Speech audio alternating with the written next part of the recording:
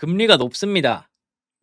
근데 이 금리가 도대체 언제까지 문제를 일으킬지 모르니까 일단 그 금리와 이 시장의 어떤 내러티브를 일단 해석을 해 보고 거기서 이제 기회가 될 수 있을까를 좀 생각해 보고 어 얘기를 좀 해 보도록 하겠습니다. 일단은 지금 10 년물 기준으로 4.7 이거든요. 4.6 대 4.7 대 고 움직임인데 현금이 100% 예요. 그러면 일단 아무거나 사세요. 뭐 지금 여기서 뭐 폭락하지만 않으면 지금보다 높은 구간에 있겠죠.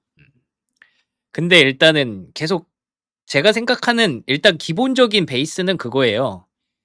지금 올라가기가 어렵다일 뿐이지 여기서 폭락이 나온다까지는 저는 안 봐요. 만약에 여기서 폭락이 나온다.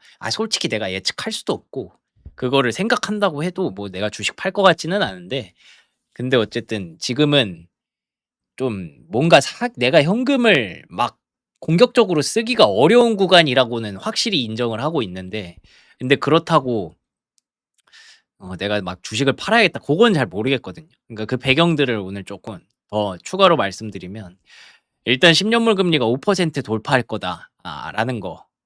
그 뭐 4분기 안에 돌파할 수 있다 40% 까지 간대요.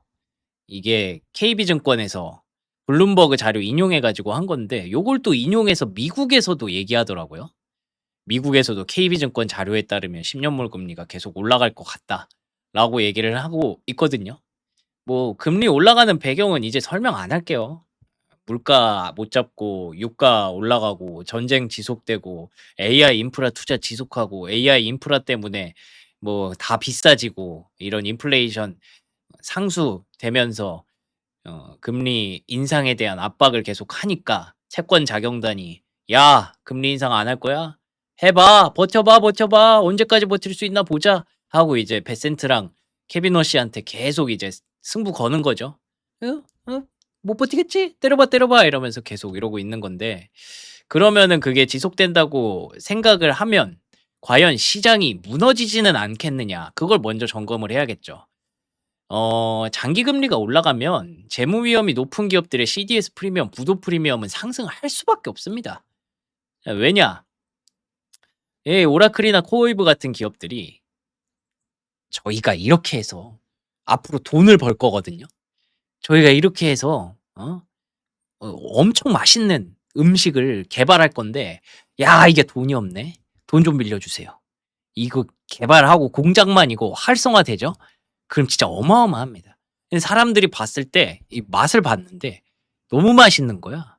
그래 가지고 거기다가 돈을 엄청 싸줬네. 엄청 빌려줬네.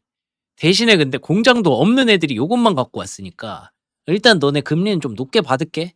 오케이 괜찮아요." 서로 이제 뭐 믿고 가는 거죠 하면서 그렇게 했는데 지금 자꾸 금리가 올라가네.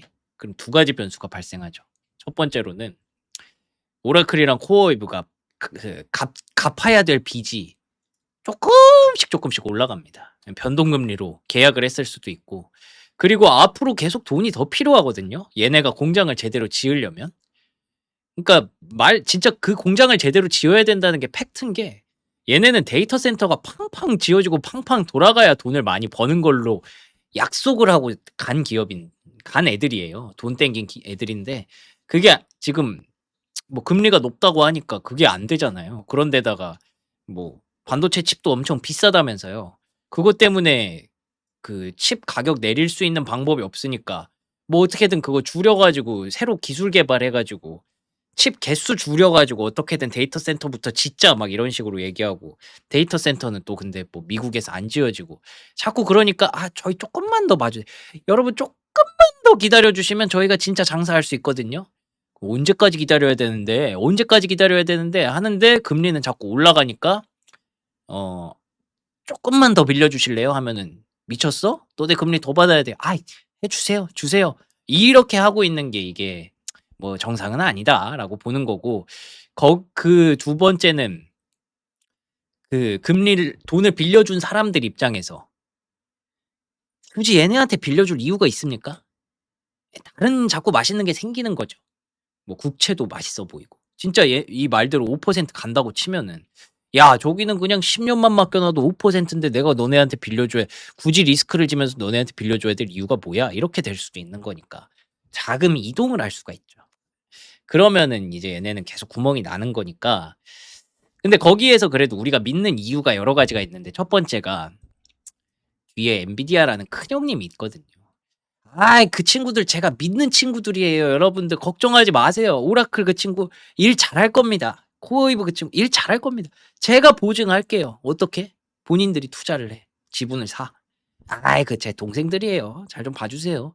하면서 이제 엔비디아를 이렇게, 엔비디아가 뒤에 있으니까 지금까지 사람들이, 아, 그러면 쟤네 진짜 일 잘하는 애들인가 보다 하고 투자를 했는데, 이 지금은 장기 금리가 계속 올라가니까 엔비디아까지 위험도가 높아진대. 야, 너 저 동생들 믿고 이렇게 해줬는데 너 이거 괜찮은 거야? 라고 하면서 이제 엔비디아를 의심하기 시작해. 이 와중에 우리가 주식을 어떻게 합니까? 상당히 어려운 거죠. 근데 그렇다고 해도 시스템 위기는 아니다. 왜냐면 일단 첫 번째, 대출이 감소하거나 대출 여건이 악화되어야 한다. 그러면 엔비디아가 이렇게 커버해 주는데, 그러면은 야, 너 엔비디아 너네도 못 믿겠어. 그 대출 다 갖고 와. 뱅크런 이런 식으로 나타날 수도 있고, 나 그거 다 가져갈래. 안 되겠어. 이렇게 될 수도 있는 건데, 아, 이제 너네 대출 안 나가. 할 수도 있는 건데, 궁극적으로 금리가 왜 올라가냐? 그 배경은 이 국채보다 맛있는 회사채가 있어서 그렇다는 얘기가 중론이잖아요, 지금. 근데 그 회사채는 결국에 얘네가 발행하는 거거든요. 아, 너네 못 믿겠어. 아, 저희가 금리 세게 드릴게요. 이 정도면 괜찮잖아요. 아니, 근데 너네 몇 년 안에 일할 수, 아, 조금만 기다려 보시라니까요. 하면서 이걸 계속 설득을 하는데 그 설득이 돼. 그러니까 대출이 자꾸 나가. 그래서 대출을 아예 안 되는 게 아니라 딴 데를 하니까 국채가, 아, 쟤네 자꾸 저거 그 수급 쓸어가네. 그럼 우리도 금리를 높여서 이거 받아야지 안 되겠네 하면서 이제 서로 시장에서 경쟁을 하는 것뿐이지, 그렇다고 해서 대출이 아예 막힌 건 아니다가 첫 번째고.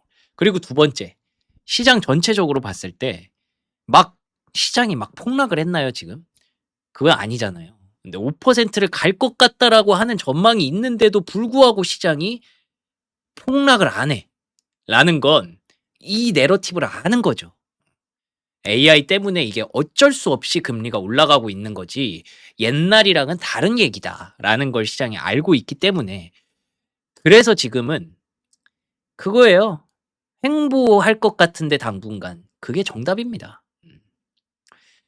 이 상황이 개선되지 않으면.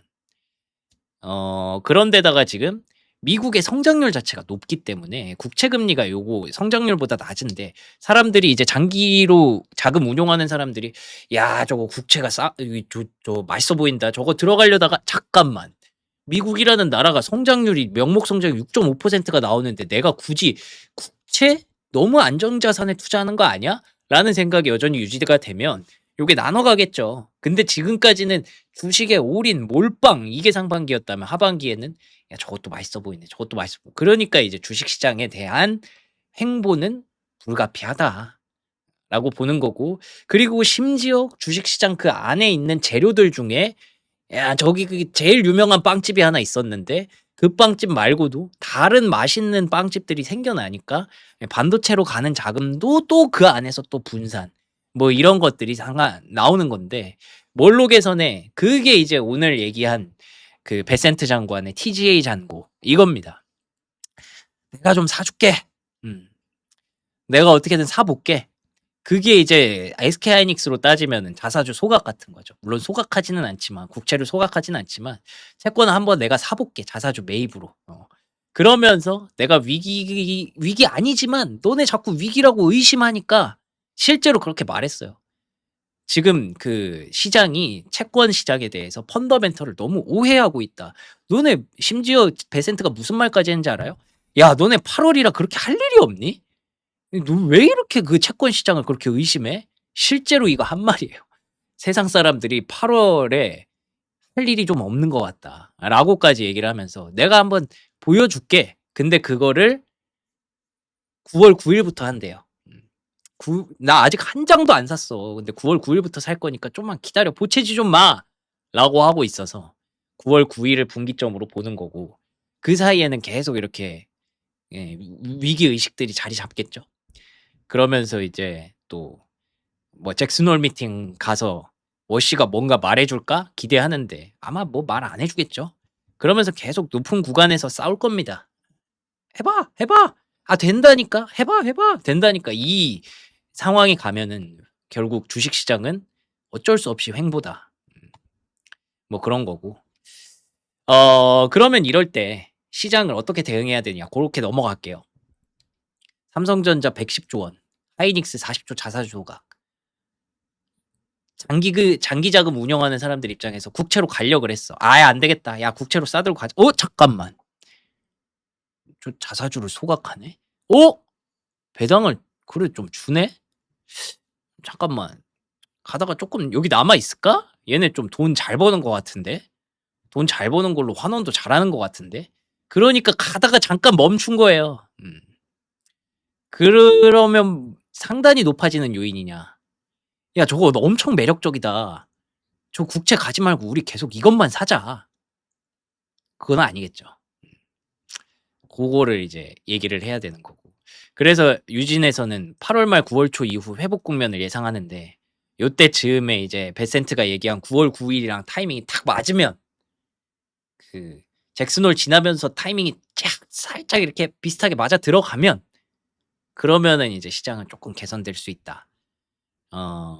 그래서 그 구간 동안은 뭐 운송, 에너지, 조선, 기계 뭐 잘 안 보던 그런 섹터를 좀 봐야 된다. 그래서 이제 막 그런 거 올라가는 거잖아요. 뭐 사마 알미늄, 고려 아연 이런 것들. 예. 그리고 미국에서도 프리포트 맥모란 뭐 이런 거, 구리 관련주 그런 게 계속 이제 그 중간중간 이렇게 있는 거죠. 그래 지금 디베이스먼트 트레이드라고 하는데 이것 때문에 자꾸 베센트를 자꾸 우리가 의심하잖아요. 너희가 모르는 걸 난 안다. 나도 모르겠어요, 뭔지. 근데 자꾸 본인만 지금 똑똑한 척하니까 아니 네가 똑똑한 척 해봤자 금리가 자꾸 올라가는데 이거 어떻게 할 거냐. 계속 우리가 의심을 하는 거잖아요. 그 의심의 결과가 달러 약세거든요. 그리고 환율이 내려가는 게 지금 상황에서는 막 그렇게 엄청 좋은 건 아니에요. 왜냐면 달러 약세가 왜 나타나느냐. 미국 못 믿겠다 이거예요. 트럼프랑 베센트랑 워시랑 저거 금리 인상해야 될 것 같은데 자꾸 저런 식으로 자꾸 언발의 오줌 누기로 메꾸려고 하네. 저런다고 근본적으로 달라지는 게 없는데. 그러면서 달러 대신에 다른 걸 찾는 거예요. 그걸 디베이스먼트 트레이드라고 하거든요. 지금 베세노믹스 효과를 너무 과소평가할 시점은 아니지만 근데 어쨌든 힘겨루기가 당분간 이어질 것. 그러니까 아까 제가 말 해봐 이걸로 인해서 국채시장 변동성은 높아질 거기 때문에 변동성이 높아지면서 달러에 대해서 신뢰도의 그 이슈가 계속 단기간에 발생하면 그러면 그게 어디로 가느냐라는 거죠. 그래서 결국 미국에 대한 재정 우려 확대, 달러 유동성 확대, 그리고 뭐 공화당 중간 선거 패배 가능성. 그러면 중간 선거 이전까지는 베센트가 계속 금리에 대해서 막 노력을 할 거고 이게 우리가 가끔 그 얘기 하잖아요. 카드가 노출됐다라는 거는 힘겨루기 하는 상대편 입장에서 채권 자경단이라고 부르죠. 그 편 입장에서는 저것 봐라. 베센트가 진짜 계속 쓰네. 카드를 계속 쓰네. 어디까지 쓸 수 있는지 볼까? 하면서 얘네도 나름 자금 여력이 있으니까 그걸로 막 밀어붙이는 거죠. 심지어 베센트가 돈이 얼마가 있는지 알아. 나 9,500억 달러 있어. TGA 잔고에. 그래? 그럼 우리는 그거보다 많이 쓰면 되겠네? 이런 상황이 될 수 있으니까.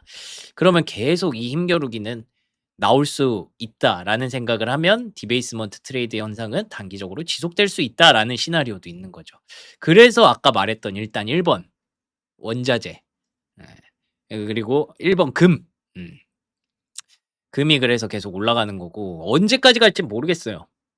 근데 NH에서는 지금 한 5,000달러까지는 갈 것 같다라고 얘기를 합니다. 지금 한 4,700달러 정도 갔거든요.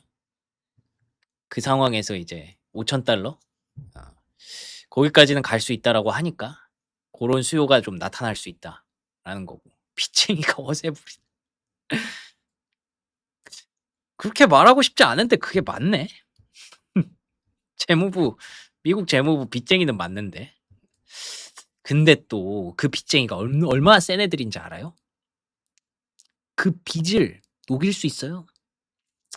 왜냐하면 그 빚 만드는 그 돈을 지네가 찍어냅니다. 물론 재무부가 찍어내는 건 아니죠. 그치만 그 뒤에 그 어떻게 다 연결돼 있어 가지고 그거 어떻게 하면 됩니다 또. 무한 매수할 수 있는 그 곳이에요. 아무리 빚쟁이들이 따라와 가지고 "너네 되겠어, 되겠어?" 해도 "나 돈 많아 임마." 이렇게 될 수도 있기는 해요. 그리고 이게 베센트라는 사람의 그 역사를 따라가 보시면 그런 게 있거든요. 베센트가 옛날에 무슨 일을 하고 다녔는지. 베센트가 원래 그런 거 하던 인간이에요. "해 봐. 너네 못하지? 못하지?" 채권 자경단 그런 거 베센트가 원래 하면서 컸던 인간이에요. 그래서 적을 알아요. 그렇기 때문에 뭐 그렇다고 해서 뭐 항상 뭐 호날두가 수비까지 잘하는 건 아니니까 고거는 또 다른 얘기기는 한데 그래도 약간 그래서 베센트를 그나마 좀 신뢰하는 거죠. 자꾸 브이로그에 아프리카에 저 바빠서 요즘 그런 거 못 합니다. 그리고 이제 두 번째로는 코인.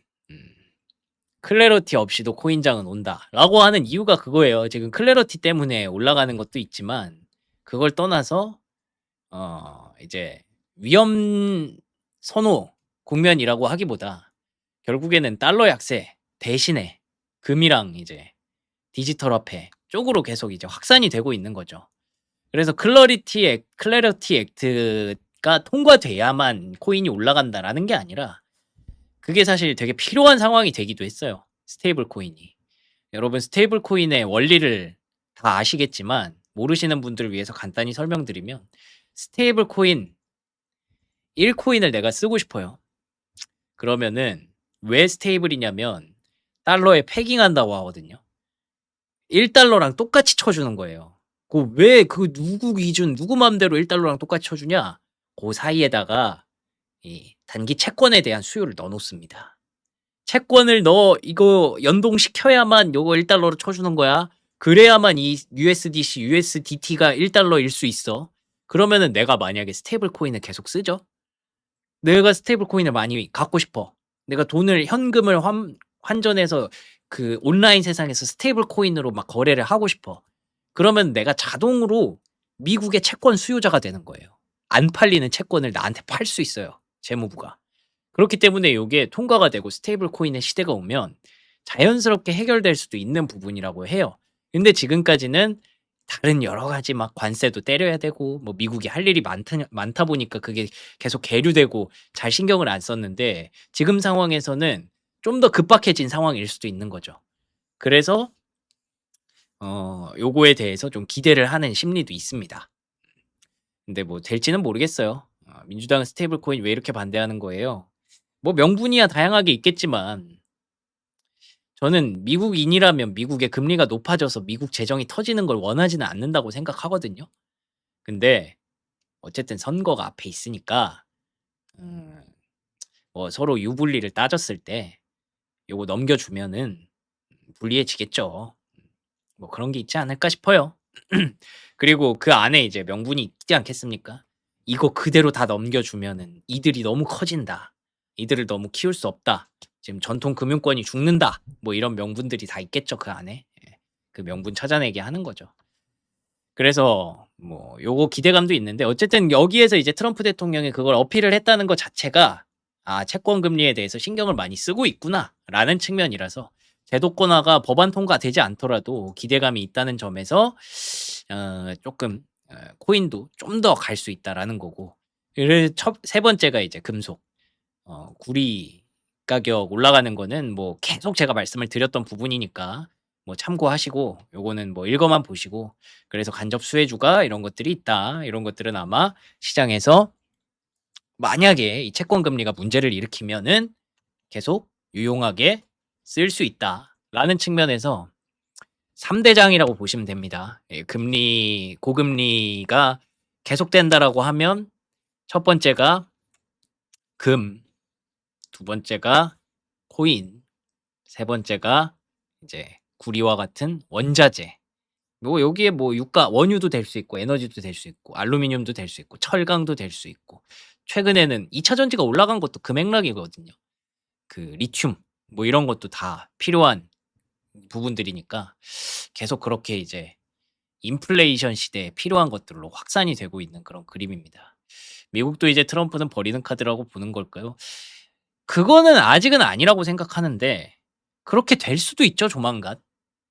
공화당도 사실 트럼프 대통령이 트럼프 대통령을 지지하는 쪽도 있지만 지지 안 하는 공화당원도 있을 거고 지지하는 척하고 있었던 3년 동안 지지하는 척하고 있었던 공화당 의원들도 있을 거고 그 돌아서는 거는 진짜 한순간이거든요. 정치판에서 이제 손절하는 거는 진짜 순식간이잖아요. 내가 뭐 먹고 살기 힘들겠다 하면은 다 버리니까. 그렇게 될 수도 있죠. 지금처럼 레임덕이 좀 더 빨라진다고 생각을 하면.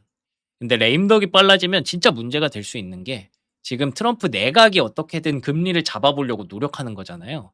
근데 그 트럼프 내각이 무슨 수를 쓰든 간에 이게 금리가 안 잡힐 수 있는, 안 먹힐 수 있는 상황이 올 수도 있어서 레임덕이 빨리 오면 그건 진짜 시장의 변동성이 좀 더 확대될 수 있겠죠. 그때부터 이제 또다시 우리가 지금 복잡한 금리만 보는 게 아니라 정치적인 측면을 이제 고려하게 되는 거고 그렇게 되면 민주당이 뭐 어디까지 가져갈래? 뭐 공화당이 어디서 막을래? 그다음에 대통령은 누가 되네? 대통령은 뭐 정책을 누가 뭘 좋아하네? 이런 것들로 다 돌아가면서 지금 아예 어, 상황이 완전히 바뀔 수도 있습니다. 근데 사실 그렇다고 해서 뭐 근본은 달라지진 않을 거예요. 매번 그래 왔듯이.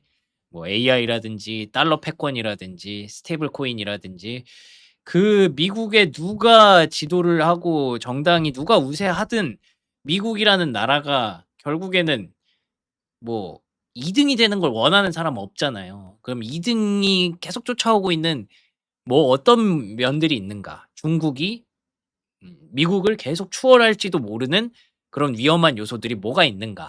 그런 것들을 이제 미국은 계속 방어해 내야 되기 때문에 그런 측면에서 뭔가 문제가 생기게 만들지는 저는 않을 거라고 봐요. 근데 그 방법론의 차이가 생기겠죠. 그 방법론에 대해서는 뭐 예를 들면 뭐 트럼프 내각은 AI랑 데이터 센터가 엄청 필요하니까 그냥 우리가 그냥 다 때려 박을게. 지금 잠깐만 뭐 민주주의 이런 것보다 자본주의 약간 사회주의 느낌으로 갈게. 지분 투자도 하고 내가 콕콕 찍어서 보호해야 되는 거 보호하고 그렇게 좀 할게. 그리고 지금 급하니까 신재생 이런 것보다 원유, 석유, 석탄 이런 걸로 할게. 이렇게 다 덮어놓고 왔지만 이제 그게 바뀌면은 지금 그런 게 말이 안 된다라고 하면서 뭐 신재생도 좀 다시 늘리고 그렇게 해야 된다라는 쪽으로 이제 또 갈 수 있겠죠. 방법론이 좀 달라질 수 있어서 계산은 또 다시 해야 된다. 요즘은 진짜 주식 너무 어렵네요. 원래 돈 버는 게 그렇게 어렵습니다. 그렇죠? 그래서 그런 구간이고 뭐를 할까 뭘 할까 고민이 되는데 머리 아픈 얘기 그만할게요. 예. 지금은 뭐 계속 고금리. 근데 오늘 뭐 이거 내일 해도 될 것 같은데 요거에 대해서 쉽게 말하면 금리가 풀린다고 해도 지금 우리가 생각하는 쪽으로 그러면 와 반도체 다시 올라갑니다 할 수도 있지만 근데 아까도 말했지만 반도체 말고 그 주식시장 안에서도 지금 나눠 먹기가 되게 많이 진행 중이기 때문에 수급의 확산은 좀 생각을 해야 되고 그러면 그 금리가 풀리는 구간에서 누가 제일 먼저 제일 큰 수혜가 될까요? 라는 걸 생각하면 금리가 풀리는 구간이 일단 되게 멀리 느껴진다는 점 첫 번째. 그리고 두 번째로는 이 확산이 되고 있다는 거 두 번째. 그리고 금리가 풀린다는 것 자체가 금리가 하락하는 거라서 어떻게 보면 지금 금리가 막 압박인 구간에서는 아까 삼성전자나 하이닉스처럼 돈 많고 주주환원 많이 하고 이런 쪽으로 갔었다가 그때부터는 이제 AI의 시대에 앞으로 돈을 얘네가 많이 벌 것 같아요. 근데 얘네 금리 때문에 눌려 있었어요. 하는 기업들이 또 올라갈 수 있는 거라서 그러면 또 얘기가 또 달라질 수 있다라는 측면에서 뭐로 보나 지금 어쨌든 반도체의 주도력은 점점 약해지고 있는 건 사실입니다. 그래서 계속 확산에 대해서 생각을 해야 된다라는 얘기고, 요거는 뭐 참고만 하시고, 요건 또 내일 얘기를 해보도록 하겠습니다. 2차 전지를 그냥 엮어서 바로 갈게요. 그래서 2차 전지가 올라가고 있는 배경도 여기에 좀 있다고 봐요. 아마 이해가 안 될 수 있죠. 당장 실적이 나오지도 않는데, 실적 나오는 반도체도 못 가는데, 다른 걸 자꾸 보라고 하는 게 이해가 안 될 수도 있지만, 지금 금리가 만드는 변수가 좀 그렇게 시장을 다양하게 보게 만드는 거고요. 그러니까 이걸 되게 쉽게 말하면 둘 중 하나예요. 세 개다, 세 개. 금리가 지금처럼 계속 횡보해. 그러면은 금리가 비싸네. 압박이 있네. 그러면은 반도체의 주도력이 계속 유지될 겁니다. 왜냐하면 현금 창출 능력이 뛰어나니까. 그래서 그나마 주식시장에서 다른 국채랑 회사채랑 비벼볼 만한 게 뭐 있어? 반도체 말고 없잖아. 라고 하면서 계속 유지될 겁니다. 근데 여기보다 더 올라. 막 진짜 5%까지 가. 그러면은 반도체고 뭐고 지금 주식이 뭐가 중요해. 라고 하면서 주식시장을 계속 누를 거죠. 그러면은 이제 그나마 살아있는 대체재들, 뭐 금, 뭐 코인, 뭐 그리고 또 사실 코인도 약할 수도 있는데, 그리고 또 이제 인플레이션 관련주들, 요런 애들이 해지성으로 좀 더 살 겁니다. 세 번째, 금리가 그러면 해결이 돼. 약속의 9월 9일이 지나고 모든 것들이 완화돼. 그러면은 지금까지 봤던 거 다 치우고 확산이 엄청 되겠죠. 쭉 확산이 되겠죠. 근데 그 구간이 오기에는 시간이 너무 많이 걸릴 것 같잖아요. 그래서 그거는 천천히 보자라는 관점에서 두 번째 얘기는 뭐 내일 또 할게요. 그리고 2차 전지는 뭐 요런 얘기가 있다고 합니다. EU 산업 가속화법, 뭐 중국 셀업체를 겨냥하고 있다라는 거고, 저는 그래서 그냥 큰 틀에서 그렇게 해석을 하고 있어요. 바닥은 확인했고 회복은 정책이다라는 부분인데, 그러면서 이제 ESS에 대해서 다시 시장이 또 보기 시작을 하더라고요. 그래서 앞으로 ESS 관련 수주가 빠르게 증가할 것으로 예상이 된다. 가파른 수요 증가가 나타나고 있다라는 거고, 뭐 앞으로 에너지 저장 장치가 좀 더 필수적이다라는 측면에서 이제 ESS로 시장이 또 눈이 조금 달라졌습니다. 근데 뭐 이런 걸 떠나서 저는 결국에는 시장에서 지금 안 오르기도 했고 계속 눌려 있기도 했고, 그리고 또 리튬주가 올라가면서 나타나는 그런 현상이었다고 생각을 해서 큰 의미를 아직 부여하지는 않습니다. 지금 상황에서는. 근데 어제는 개별적인 이슈가 있었죠. 삼성 SDI가 디스플레이 지분을 매각한다. 이 부분이 영향이 있었고, 그래서 그 돈으로 그럼 뭘 하는 거냐? 4.4조, 4, 5조 원에 매각을 하는데, 그러면서 이제 미국 ESS에 투자를 한다. 요거 때문에 ESS랑 이슈가 계속 엮였던 것 같아요. 그래서 앞으로 중요한 거는 전기차보다 2차 전지 기업들에게는 ESS다 라는 얘기는 우리가 뭐 이미 잘 알고 있었지만, 그거를 좀 더 가속화시킬 수 있다라는 측면에서 어제 트리거가 됐다라고 보시면 될 것 같고요. 요거에 대해서 이제 성과 나오는 건 또 나중에 얘기이기 때문에 삼성 SDI가 실제로 지금 무게추를 확실히 옮기기 시작했구나라는 정도로만 판단하시면 될 것 같습니다. 자, 그리고 한미약품 얘기를 뭐 간단히 해보면, 전 잘 몰라요. 약품에 대해서, 비만 치료제에 대해서. 그래서 한미약품이 근데 이번에 만든 게 근육 보존 비만 치료제. 의미가 있습니다. 그런데다가 마일스톤 계약금 엄청나게 받았더라고요. 계약금 비율이 총 계약 규모의 거의 8%야. 근데 글로벌 평균이 6, 7%거든요. 이 정도면 이미 인정받고 간 거야. 매우 우호적인 구조. 이 정도로 높게 받았다는 건 분명히 이유가 있겠죠. 왜냐하면 듣도 보도 못했거든. 근육 보존 비만 치료제는. 그러니까 이 정도를 받고 간 거죠.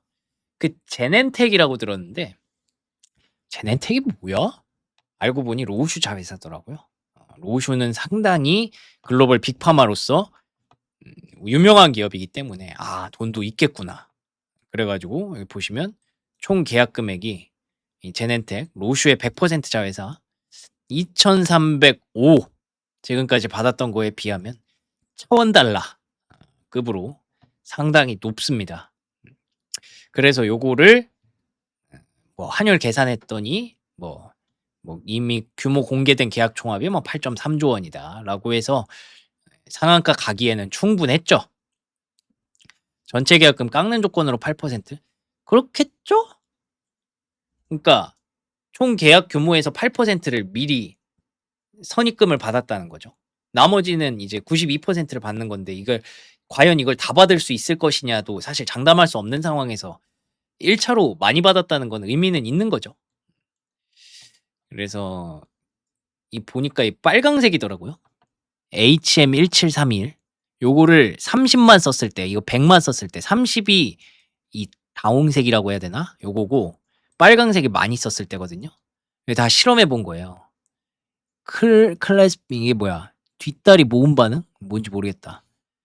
C 악력, 그립 스트렝스. 악력이 세진대요. 이거 많이 넣으면. 철망 매달리기, 와이어 행 테스트. 이것도 좋대요. 트레드밀 운동. 트레드밀 운동은 이거는 뭐 근육이랑 크게 관계 없잖아. 이거는 달리기인데. 그래서 어쨌든 악력 세지는 게 흥미롭네요. 근력 증가 효과.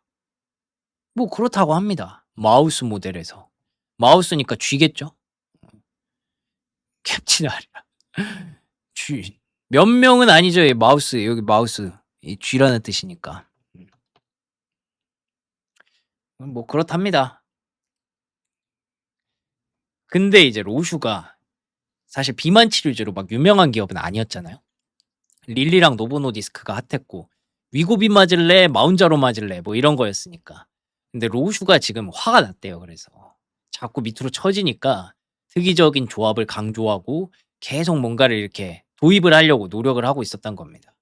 그래서 근육병 치료 후보 물질을 뭐 병용으로 개발할 계획도 공개한 적이 있지만 개발 중단해서 이제 살려고 한 거고, 그래서 막 이렇게 하려고 했던 것들이 로슈가 비만 치료제 포트폴리오를 짜려고 했는데 잘 안 돼서 이제 또 그거를 샀다라는 거죠.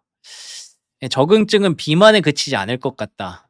HM17321은 당뇨, 비만, 심혈관뿐만 아니라 노화 가속으로 인한 근감소증 모델에서도 근력 증가 효과가. 이 대단한 약이네. 이거 말만 들어보면. 이게 사실 지금 근육 운동을 하는 이유가 나중에 나이 먹어서 고생 안 하려고 하는 게 분명히 크다고 들었거든요. 근데 이 대단한 약이네. 만약에 그렇게 되면은. 그래서 비만 치료제가 없거나 로슈처럼 단일 작용제만 보유한 기업은 아마 이거 지금 상황을 아주 매력적으로 지켜보고 있을 것 같다. 그러니까 이제 주가가 이런 거죠. 그래서 66만 원까지 봤는데, 근데 어쨌든 이거 아직 일상인가 그럴 거예요. 글로벌 임상 일상. 그렇기 때문에 요거는 생각을 해보셔야 된다라는 거. 그래서 여기 자료에 이것도 있더라고요. 좋은 거. 한미약품이 왜 이렇게 높은 평가를 받느냐. 영업이익률 자체가 엄청 높아요. 그래서 이제 PER도 되게 높게 봤습니다. 유한양행은 7%인데 PER이 좀 높긴 하더라고요. 근데 보니까 대웅제약도 높은데 PER이 엄청 낮아. 이것 봐라. HK 이노엔도 요거밖에 안 돼. 근데 물론 프리미엄을 주는 이유들이 있겠지만 이런 것들 생각해서 여러분이 이참에 한미약품 따라서 갈 수 있는 바이오들이 뭐가 있는지, 제약주들이 뭐가 있는지 이런 거 한번 잘 엿보고 계시면은 단기적으로 좀 도움될 수도 있지 않을까요? 아니 금리 압박에 바이오는 문제 아닙니까? 바이오는 안 되지 않습니까? 그 어중이 떠중이 바이오는 안 되죠. 왜냐면 걔네는 돈이 많이 필요하거든요. 근데 이런 기업들은 영업이익률이 나오는 회사기 때문에 오히려 이럴 때 좀 괜찮을 수 있습니다. 그리고 지금 뭐 계속 매일매일 금리가 올라가지는 않을 거 아니에요? 그러면 금리가 올라가다가 한 번씩 이렇게 내려앉는 순간에는 바이오가 나 너무 눌렸어 하면서 이렇게 올라올 수 있는데, 그럴 때마다 이런 종목들이 조금 이제 내러티브를 안고 갈 수 있다. 뭐 이런 부분들도 좀 있겠죠. 자, 그리고 세 번째로는 진에어 이슈가 있어서 요거 한번 간단히 보겠습니다. 이건 여러분이 알고 가시면 좋을 것 같아서. LCC의 유일한 선택지. 이게 뭐냐면 어제 지네어가 급등을 했거든요. 왜 올랐느냐? 음, 오늘은 모르겠어요. 근데 에어 부산, 에어 서울을 가져간대요. 오호. 그러니까 이게 FSC라고 하죠. 대한항공이랑 아시아나항공 합쳐놓고 이제 LCC도 통합 영역으로 가는 거예요. 근데 그 중에 이제 진에어가 에어 부산, 에어 서울을 가져간다고 합니다. 그래서 얘가 되게 커진다는 거죠. 원래 이 주가 보면은 무지하게 빠졌거든요. 진짜 이거 말도 안 되게 빠졌거든요. 진짜. 고점이 언제였는지 기억도 안 나. 와, 코로나 때가 고점이었어.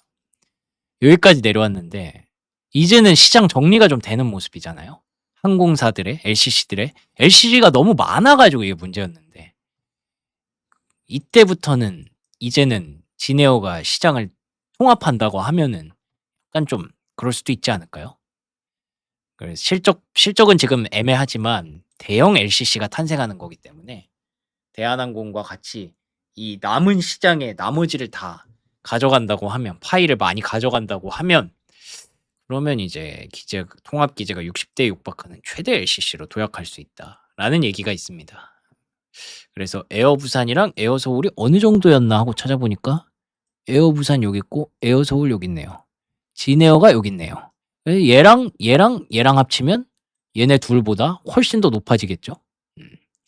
그렇기 때문에 최대 LCC가 되면 또 메리트가 나름 생긴다. 그래서 목표 주가 7,000원으로 하향하나 매수 의견 유지 1등 LCC가 될 것이다. 그런 얘기가 있습니다. 뭐 계속 종목 선택을 좀 확장하다 보면 이런 것도 알아두면 좋지 않을까 싶어서 가져와 봤습니다.